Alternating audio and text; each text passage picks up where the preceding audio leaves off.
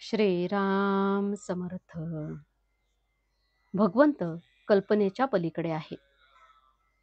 मनुष्याचा स्वभावच असा असतो की आपल्या कल्पनेत जेवढे येते तेवढेच आपण सत्य मानतो. पण आपली कल्पनाच किती संकुचित असते याचा कोणी विचारच करीत नाही. जो कल्पनेच्या पलीकडे आहे, जिथे कल्पना थांबते, ज्याला कल्पना बांधू शकत नाही, त्याला कल्पनेने कसे ओळखता येईल? जो ज्ञानाच्या पलीकडे राहिला आहे, त्याला माझ्या तोकड्या ज्ञानाने कसे आजमावता येईल? माझ्या बुद्धीच्या पलीकडे तो आहे, तेव्हा त्याच्या इच्छेनेच त्याचे खरे ज्ञान होणार आहे. अविद्या ती हीच की आपल्या कल्पनेने होणारे ज्ञान हेच खरे मानणे. याकरता श्रद्धा आणि कल्पना यातला फरक ओळखावा. खरी श्रद्धा तीच की जी कल्पनेच्या पलीकडे राहते. प्रल्हादा इतके आपण नामाला सत्यत्व देत नाही. कल्पनेची मजल प्रल्हादाने नाही चालवली. कल्पनेच्याही पलीकडच्या गोष्टी जर आपल्या यत्किंचित संसारात सुद्धा घडतात, तर भगवंत त्या कल्पनेच्या पलीकडे राहिला असे मानायला काय हरकत आहे?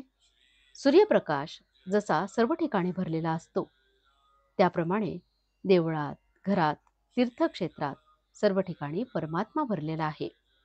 परमात्मा फक्त विद्वानांचा किंवा श्रीमंतांचाच नसून तो सर्वांचा आहे. भगवंत सर्वांचा आहे, म्हणूनच सर्वांना तो सुसाध्य असला पाहिजे. एखादा मोठा गणिती हिशेब लवकर करू शकतो, परंतु खेडेगावातले अडाणी लोक गणित न शिकताही हिशेब बरोबर करतात आणि त्यांचा व्यवहार बरोबर चालतो. तसे विद्वानाला कदाचित भगवंत लवकर प्राप्त होईल, पण अडाणी माणसाला देखील तो प्राप्त होऊ शकेलच. भगवंताची दृष्टीच अशी आहे, त्याला आपले अंतःकरण स्पष्ट दिसते. ते जसे असेल त्याप्रमाणे भगवंत आपल्याला जवळ किंवा दूर करतो. मनुष्य जन्माला आला की सगळी नाती त्याला आपोआप येतात. त्याचप्रमाणे परमात्मा आनंद रूप आहे असे म्हटले की बाकीचे सर्व गुण त्यामध्ये आले असे समजावे.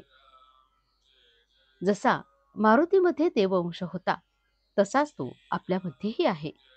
त्याने तो फुलविला, आपण मात्र झाकून तो विझवून टाकला. याला काय करावे? मामलेदाराला बरोबर असलेल्या शिपायाची भीती वाटत नाही, चोराला मात्र त्याच्याबरोबर असलेल्या शिपायाची भीती वाटते. त्याचप्रमाणे भगवंत आपल्या पाठीमागे आहे ही जाणीव ज्याला असते, त्याला उपाधीची भीती वाटत नाही, कारण ती त्याच्याच इच्छेने आली आहे अशी त्याची खात्री असते. आपण आपले मागले घडलेले सर्व भगवंताला अर्पण करावे, मग पुढची जबाबदारी त्याच्यावर पडते. आजचे बोधवचन: जे निश्चित नाही त्याचे नाव कल्पना होय. देव आहे असे निश्शंकपणाने वाटणे हे ज्ञान होय. जानकी जीवन स्मरण जय जय राम. श्रीराम समर्थ.